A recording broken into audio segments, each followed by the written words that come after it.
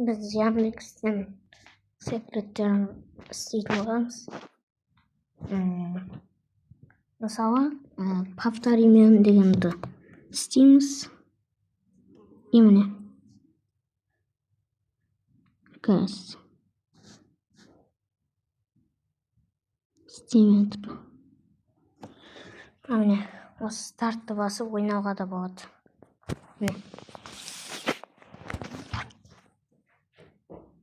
Шығып кетеміз. Сосын ойындарды Яндекстен ойнауға болады. Так көрсетіп. Міне, бүкіл ойын осы жерде. И сосын